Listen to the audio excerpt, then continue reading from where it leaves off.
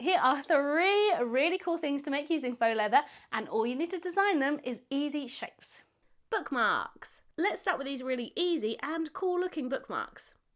I actually saw these selling for about $12.99 and thought I'd give making them a go. You can pretty much use any shape or design of your choice as long as you have 2 straight edges that meet at a 90-degree angle. I decided to go for a heart shape to make it a little bit prettier.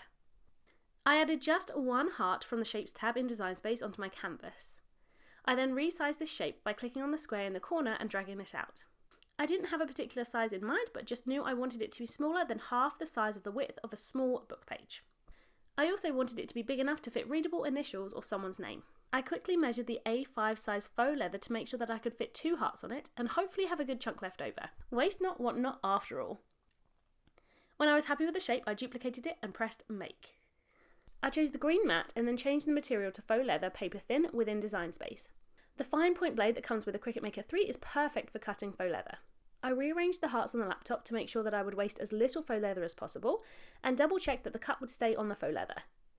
I attached the faux leather to the green mat face side down and used the brayer roller to make sure it had stuck to the mat properly. I thought about using the purple mat, but the Cricut website said to go with the green. After loading the mat and cutting, I flipped the mat and peeled off the faux leather. I was making a few of these, so decided to put iron-on vinyl initials onto one side of the bookmark. I went back to Design Space and chose a font I knew I liked called Library 2. I chose this because it was nice and clear to read. I measured up the hearts and made sure this writing would be a good size for the centre of the heart.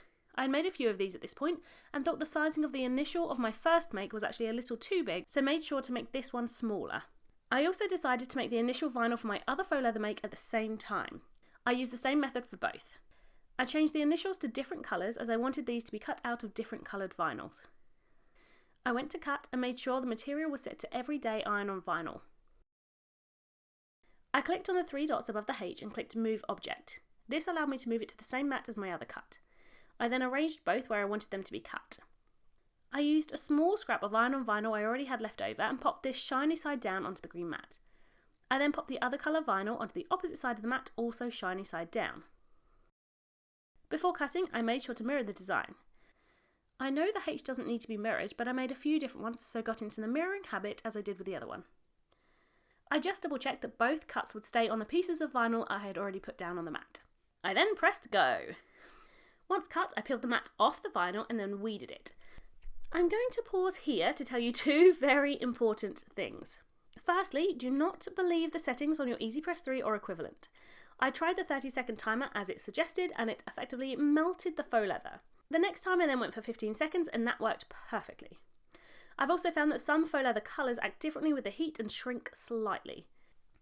To account for this, I actually put both hearts under the EasyPress at the same time.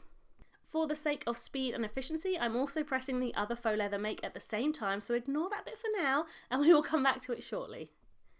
The other point I found is that the shape of the liner can make an imprint in the faux leather.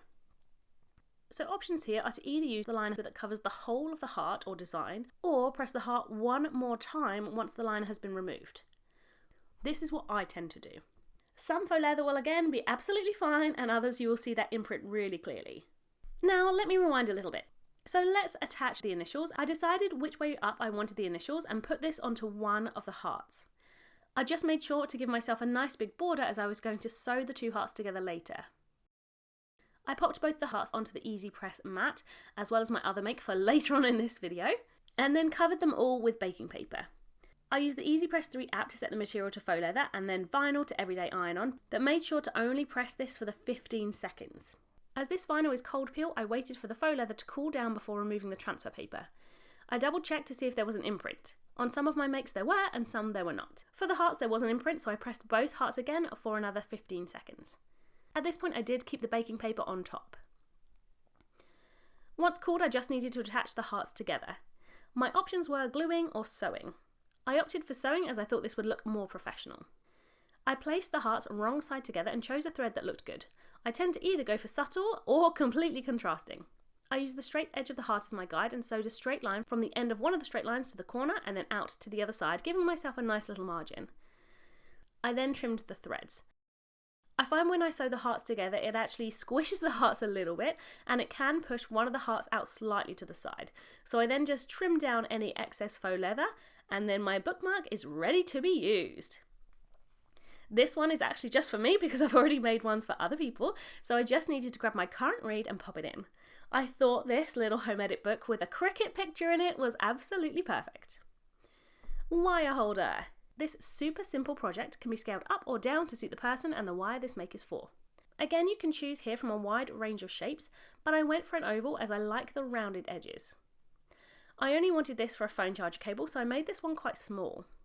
This one ended up being 6.21 centimeters by 9.29 centimeters, for no reason other than the size looked like a good size. The hardest part was my next task, adding in holes for the snap. Now you might have a kit where you can make the hole and attach the snap at the same time. I actually did, but didn't realise at the time, so I made holes within Design Space. Again, I went to the Shapes tab to pick out a circle and made it teeny tiny, just 0.32 centimeters. I duplicated this circle and put one at either end of the oval, making sure they were not too close to the edge as this would mark the centre for the snap. It was very easy to highlight my oval and the two circles and centre vertically. My issue was aligning both so that they were in the exact same position away from the edge.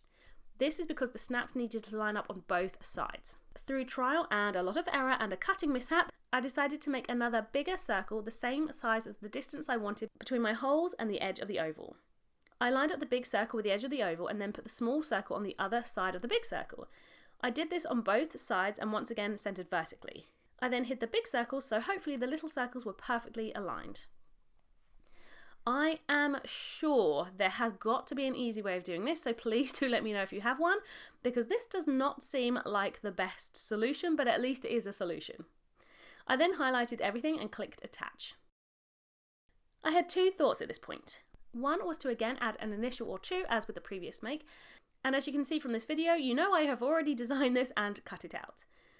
I then attached this initial in exactly the same way as with the previous make using the Easy Press 3. Just make sure with this make that you fold it in half first, and you need to place the initials above the fold line and low enough underneath the hole at the top to make sure it does not get covered by the snap. My other thought was to add in two small rectangles on one half of the wire holder. This would mean that I could actually put the wire through the holes to make sure it stayed in place. I'm not too sure this is necessary, so I didn't do it, but it could be worth thinking about. Anyway, I cut the faux leather. I used the same settings as before and cut in exactly the same way.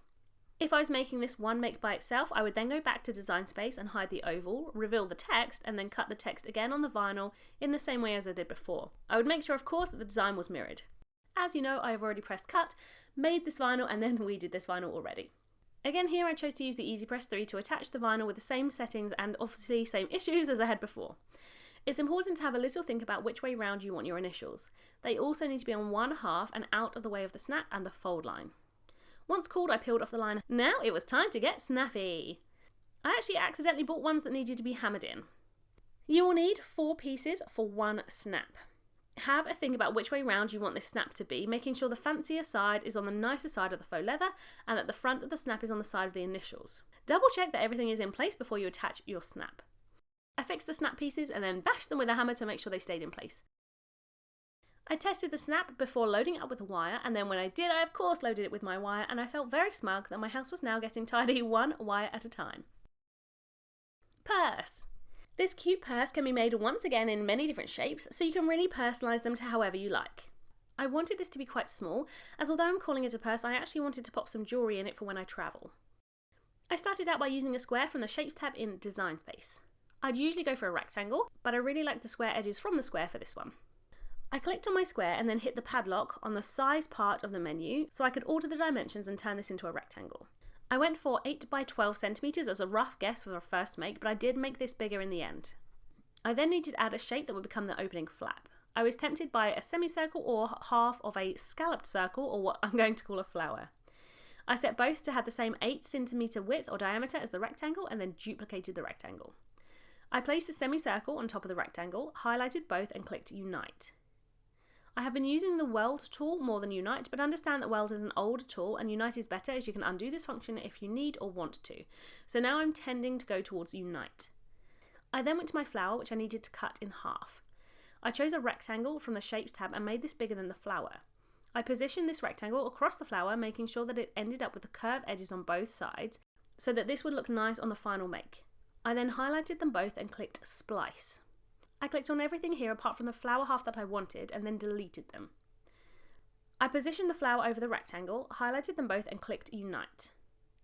An amazing hack I found is that if you're using Design Space on your phone, you can use the smart guides which help line up things. I found this so useful when making up a mock-up of this design that I tried to find a way to do this on the laptop. I haven't so far been able to figure out how to turn on smart guides on the laptop, but please let me know if you do because it helps so much. I then needed to add in 2 small circles for the snaps, which I added in the exact same way as with the wire holder. So I made the bigger circles and then moved the smaller circles on top of the bigger circles and then hid the bigger circles. So at this point I had my purse design and my 2 snap circles. I made a very silly mistake here and I wonder if you can see what I did. We will come back to that mistake, so if you're making this along with the video, pause your make here and watch the next bit first. I once again attached my faux leather face down onto the green mat and fixed it with a brayer roller. After clicking Make on Design Space, I loaded the mat and changed the material to faux leather and pressed Go.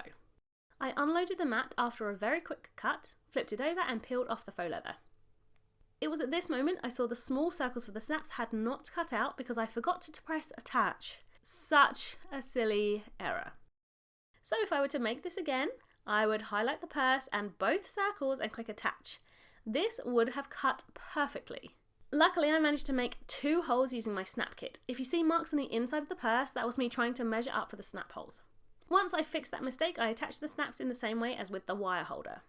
As this purse folds in on itself, just double check that you have put the snaps on the right way round before securing them. Now all we need to do is glue. You could also sew the sides of the purse, but I wanted to try out my brand new glue gun. If you keep the snap fastened, you can then move the purse around to decide exactly where you want the edges to come. Make sure that the bottom of the flower doesn't go too low and that the top of the fold in the purse isn't too high. I then used a pen to make marks at the top of the sides and at the fold at the bottom to give me clear guides for the glue. After heating the glue gun, I popped the glue between the marks and folded the other side on top of it and held it together. I actually added a little more glue after this to make sure it was perfect, and I cut off any excess glue that was sticking out. Bear in mind this was my first time using a glue gun, so I actually feel pretty proud of this one. Once dry, you can now use your purse. I'm just going to pop in a few pieces of jewellery now to keep mine nice and safe.